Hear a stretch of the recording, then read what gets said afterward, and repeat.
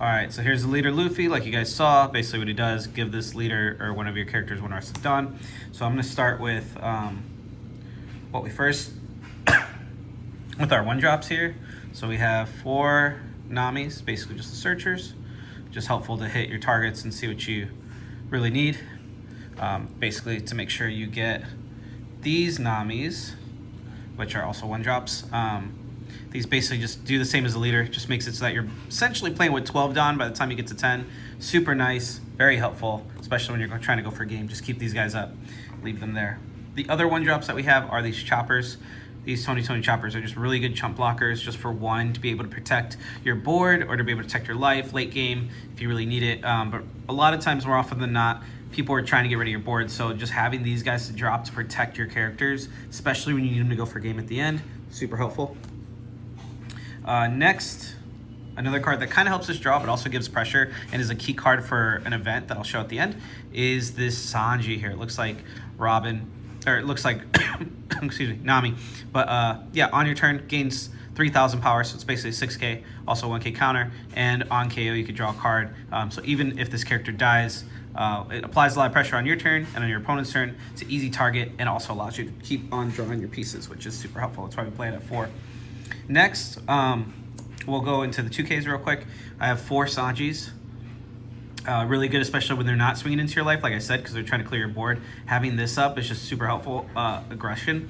Also, if you don't see some of the 5 costs that we were playing earlier with the Zoro, the new Zoro from the newer structure deck, this is a great target still, because you basically, they kill your Zoro, you drop this, and now they weren't expecting you to have a 7k swing, basically, if not more, on your next turn. So even though he doesn't have rush, in some ways you can kind of drop him on your opponent's turn and still have some rush there. Next, we have 3 of these Frankies. I was running him less. I added him up to 3 just because he's a 2K, and also his effect is really good against green purple. That's what pretty much won me the game that you saw. Then as a 4th, instead of running 4, I thought 3 was good enough, and then I added this one other 2K instead, this blocker chopper, just because in case. I was thinking of running 4 of these, but just decided instead to run 3 and then instead include 1 of the 2K Tony blocker chopper. Again, just for the event card that you're going to see here in a little bit, but also just to have another blocker on top of the other Tony choppers. So that's what that one was there. Next, I didn't know how good these were going to be, and I used to have 4 of these in the first build that we lost with, but this card actually is really good. It saved me in a ton of games and was super helpful. It's actually how we beat green purple Luffy. Then we'll move on to our rushers. So we had 1 of the 3k Zoro, 3 cost Zoro, just really solid rush card. 1 of the Kid and Killer, again, didn't see it at all in any of my games, but just really good finisher for the game.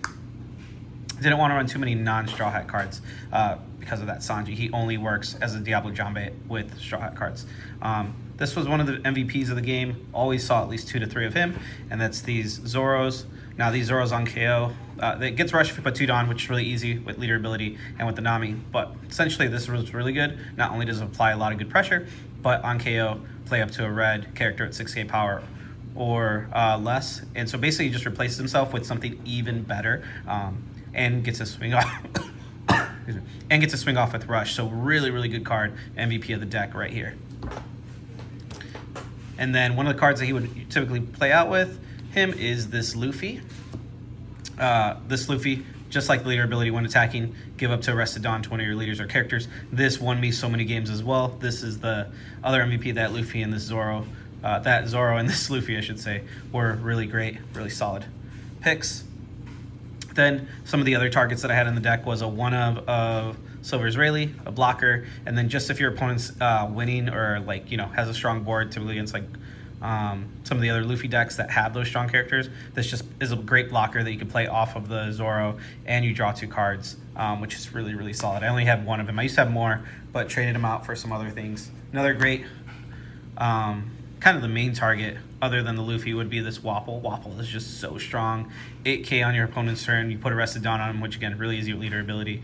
Really good at getting characters off the board. He minuses 2k to something and gives him plus 2k, so now there's a 4k difference. Super, super strong. Really hard to get off the board. Again, this is what you want to protect. You want to protect him with things like your blocker chopper here. This is what your opponent's going to be trying to put all their Dawn in and invest in, and it's just it makes them really, really have to play your game when you have Wapol on board. Next, we'll go into the boss monsters that I started adding in late game. 2 dragons, really, really strong here. Dragon also won me a game, just so much pressure. It makes your leader attack so much stronger. Even if you got nothing else on the board, just Dragon and your leader can swing, giving 2 Rested Dawn, leaving up 2 still to add to your leader, and then your leader effect could rest another. You basically could have 2 9k swings if you really wanted to do it that way, if you break it up. But really, really solid card, boss monster.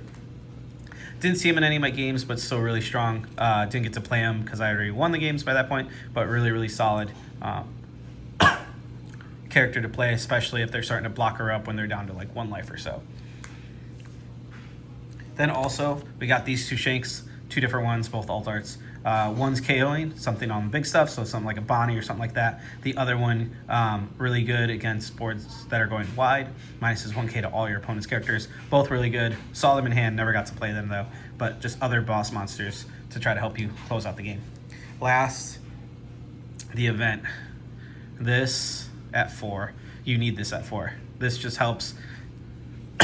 This is why you run the Namis, or the Sanjis, I'm sorry, so early on, because for 3 Dawn, basically you can play the Nami, or the Sanji, I'm sorry, that is a 6k, and then this one allows you to KO something 2 power less after you -5 if you have a 6k on board. Really, really solid card.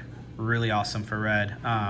Basically a staple, just to control the board, but also be very, very aggressive.